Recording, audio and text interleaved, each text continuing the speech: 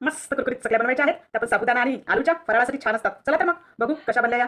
काही आलू घेतले, शिजवून घेतले छान आणि साल काढून घेतली आणि छान बारीक स्मॅश केलं त्यांना.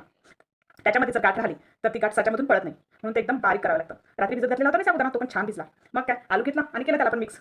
उन्हाळ्यामध्ये असे गृहिणींना कामं चालूच राहतात आणि ते मग त्या वस्तू पूर्ण वर्षभर पुरतात, कारण त्या टिकणाऱ्या असतात. आणि प्रेमानं जर बनवलं तर त्या छान पण लागतातच. मग काय घेतलं त्याच्यामध्ये थोडं जिरं मिक्स केलं, थोडी मी हिरवी मिरची बारीक केलेली होती ती पण त्याच्यामध्ये टाकली, मीठ आणि थोडं सेंधा मीठ. सेंधा मिठामुळे चव छान येते. हिरव्या मिरचीऐवजी तुम्ही लाल मिरची पण वापरू शकता, पण मला हिरवी मिरची आवडते म्हणून मी हिरवी मिरचीच घालते शक्यतो. मग काय घेतलं छान मिक्स करून ते. त्याच्या चकल्या बनवायच्या होत्या, एकदम एकजीव होईल असं त्याला मिक्स करायचं आहे आपल्याला. आणि मग मी गेलो आम्ही गॅलरीमध्ये आणि बाज टाकली आणि त्याच्यावर ओढणी टाकली, कारण मी शक्यतो प्लास्टिकवरती नाही घालत, कारण आपण बनवलेले पापड किंवा काही आपण प्लास्टिकवरती घालतो ते उन्हात असतात आणि ते पण गरमच वस्तू असतात. त्याच्यामुळे मला तरी वाटतं ते सेहतसाठी थोडं हानिकारक आहे, बाहेरच्या वस्तूपेक्षा नाही तर तरी. मग त्याच्याऐवजी मी कपड्यावरच वापरते.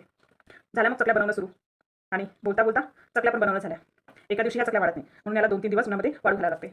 मग एक दिवस वाढल्या आणि मग मी त्यांना उलटवून घेतलं, कारण एक साईड पूर्ण वाढलेली असते पण खालच्या साईडने ते ओली राहिलेली असते, म्हणून दुसरी साईड पण वाळून जाते.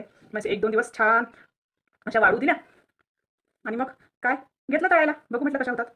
झाल्या छान. चव पण खूप छान लागली त्याची. तुम्ही पण बनवा तुमच्या घरी आणि वर्षभर मुलांना टिफिनवर द्यायला किंवा फराळाला खूप छान असतात. जर आवडली रेसिपी तर चॅनलला नक्कीच लाईक, शेअर आणि सबस्क्राईब करा. धन्यवाद.